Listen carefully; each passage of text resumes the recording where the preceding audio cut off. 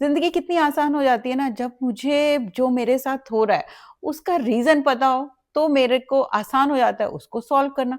लेकिन प्रॉब्लम कब आती है? जब मेरे साथ कुछ हो रहा हो, देखिए मैं रेस्टलेस फ़ील कर रही हूँ, मेरे को पैल्पिटेशन हो रही है, मेरे दिल की धड़कन तेज़ हो रही है, मेरे अंदर बेचैनी है, लेकिन मुझे उसका रीज़न ही नहीं पता क्योंकि मुझे लगता है कि सब ठीक है।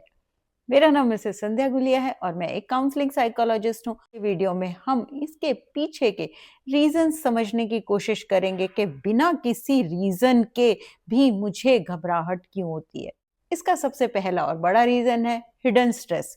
पूरे दिन में हम बिजी रहते हैं अपने काम में, अपनी फैमिली में, अपने फाइनेंसेस में, अपनी रिस्पॉन्सिबिलिटीज में। आपको कॉन्शियसली तो स्ट्रेस फील होता नहीं, लेकिन जो आपका सबकॉन्शियस माइंड है वो इस स्ट्रेस को कैरी करता है और फिर आपकी बॉडी एंजाइटी की फॉर्म में इस स्ट्रेस को दिखाती है। उसके बाद बड़ा रीजन आपकी ओवर थिंकिंग साइकिल। आपको लगता है कि कॉन्शियसली आप कुछ नहीं सोच रहे, लेकिन back of the mind, background में जो वो आपकी जो सोच है वो चलती रहती है। कल क्या होगा, सब ठीक होगा, किसी काम में मुझसे गलती ना हो जाए। और ये जो सोच है ये एक प्रेशर क्रिएट करती है। इससे आपकी बॉडी को लगता है कि डेंजर है, जिससे कि बिना वजह से आपको घबराहट फील होती है। उसके बाद तीसरा रीजन है बॉडी माइंड मिसमैच। जब आपका दिमाग तो कहता है कि सब कुछ ठीक है, लेकिन आपकी बॉडी कहती है नहीं, मैं थकी हुई हूँ। जब आपको रेस्ट, स्लीप या न्यूट्रिशन कम मिलता है तो आपकी बॉडी अलर्ट मोड में चली जाती है, जिससे कि आपको घबराहट हो सकती है। उसके बाद बहुत बड़ा रीजन इमोशनल सप्रेशन।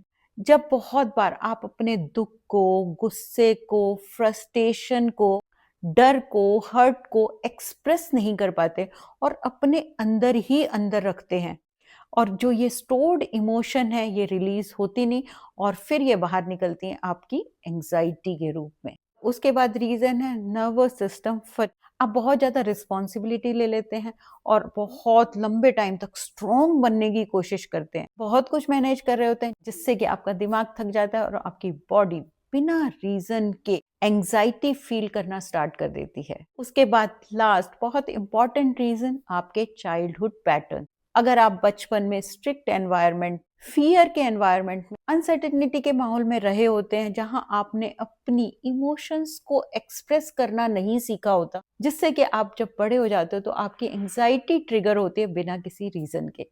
और अब समझते हैं कि अब हम क्या कर सकते हैं इस बिना रीजन की एंजाइटी का। तो सबसे पहले तो समझना जरूरी है, अवेयरनेस जरूरी है कि मेरे अंदर घबराहट हो रही है और इनमें से कौन सा कारण हो सकता है मेरी एंजाइटी का। और उसके बाद उस जो रीजन है ना उसको मानना, एक्सेप्ट करना, हाँ ये रीजन हो सकता है। बहुत बार हम उस रीजन को भी रेजिस्ट करते हैं। तो 50% काम आपका जब होगा जब आप अपने लिए अवेयर होंगे और अपने रीजंस को मान लेंगे। उसके बाद आप अब स्लो ब्रीदिंग से अपनी एंजाइटी को कम कर सकते हैं। इसके लिए आप बॉक्स ब्रीदिंग कर सकते हैं। 4 के काउंट पर इनहेल, 4 के काउंट पर होल्ड, फिर 4 के काउंट पर एक्सेल और उसके बाद 4 के काउंट पर होल्ड करके आप 5-6 बार अगर ये प्रैक्टिस करेंगे तो आप बहुत शांत महसूस करेंगे। उसके बाद जब आपको इस तरह की एंजाइटी होती है तो आप 10 मिनट की वॉक करेंगे तो भी आप अपने आप को थोड़ा सा काम डाउन महसूस करेंगे। इसके साथ जरूरी है पानी पीना। उसके साथ आप एक ग्राउंडिंग टेक्निक प्रैक्टिस कर सकते हैं।